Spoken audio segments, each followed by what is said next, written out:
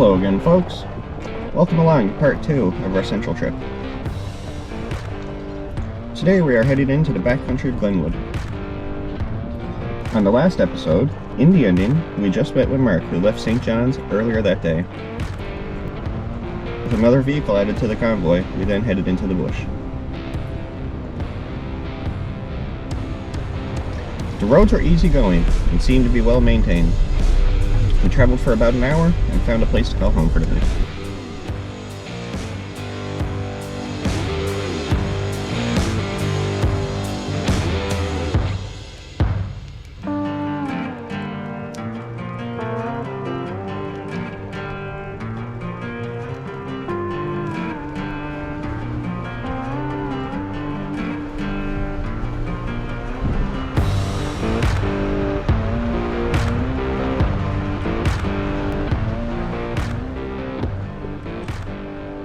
After a wet night at camp, we packed up the trucks, cleaned up our area, and set out for another day's adventures.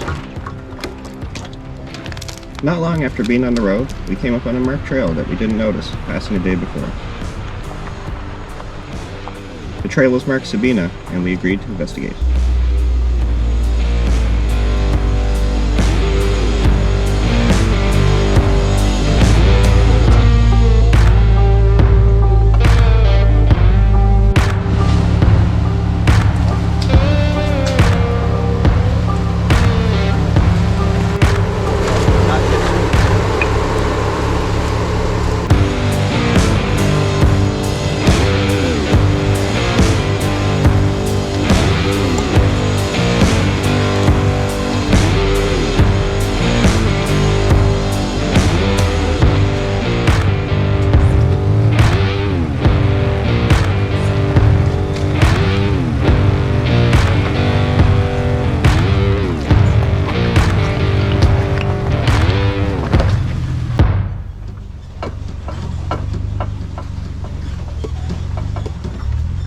The trail was a slow 2-kilometer drive that required a small amount of trail building.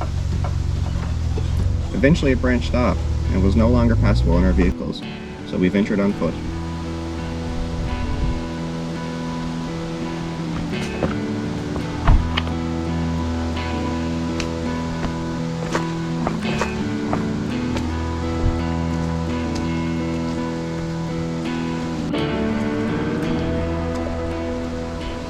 After a 20-minute hike uphill through wet and boggy terrain, the crash site finally came into view.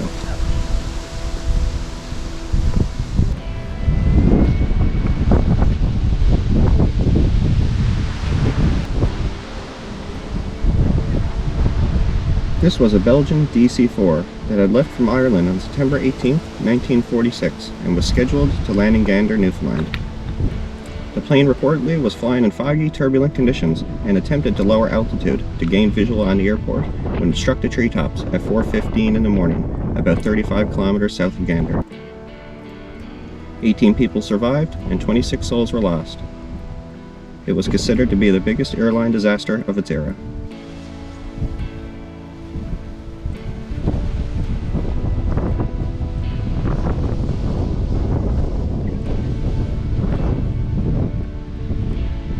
We were expecting to find some sort of plane crash after seeing the Sabina sign, but not a plane of this size.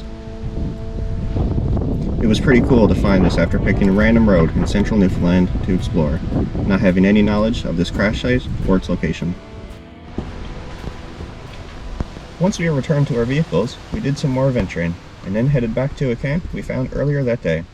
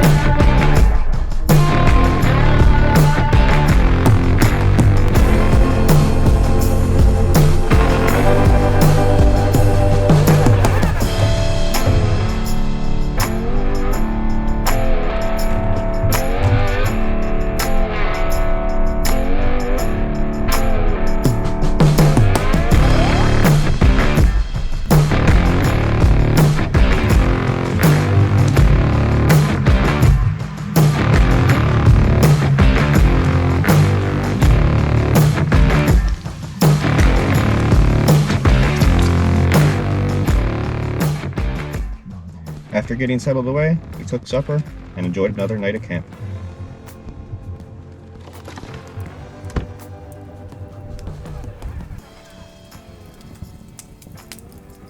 The next day, we got back on the trail and headed back towards the highway.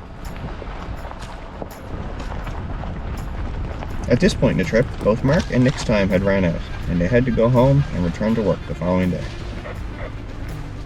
I had other plans in mind. Shortly before the trip, I reached out to a fellow Newfie that had been creating YouTube videos of his own adventures. Nathan also lives in central Newfoundland, so when I got back into service, I contacted him. Fortunately, he was free, and we arranged a place to meet. After introducing ourselves, we discussed where we would explore and possible campsites. I had previously came from the Green Trail with Mark and Nicholas, so we agreed to check out the Blue Trail, exploring more of the Glenwood backcountry, and if a good campsite did not present itself, then we would return to Cape Friels, as I enjoyed it so much and Nathan had never experienced the area before.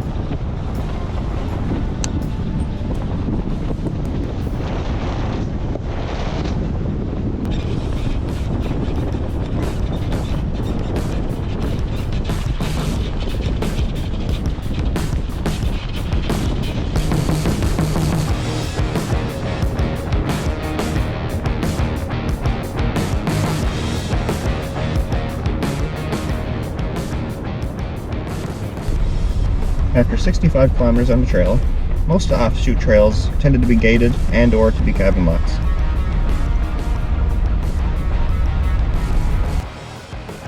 We then aired our tires back up and headed towards Cape Friels for another stellar night on the beach.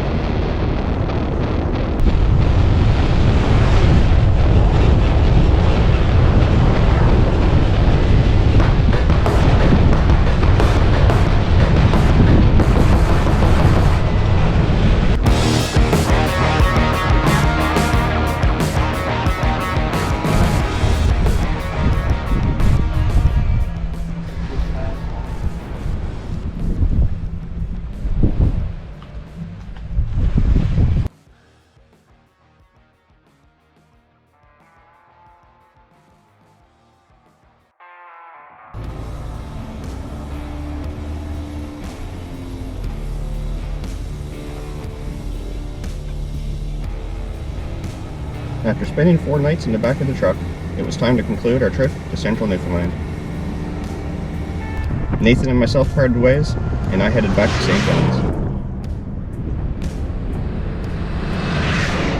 When you live as east in North America as I do, there's a saying that always seems to be true.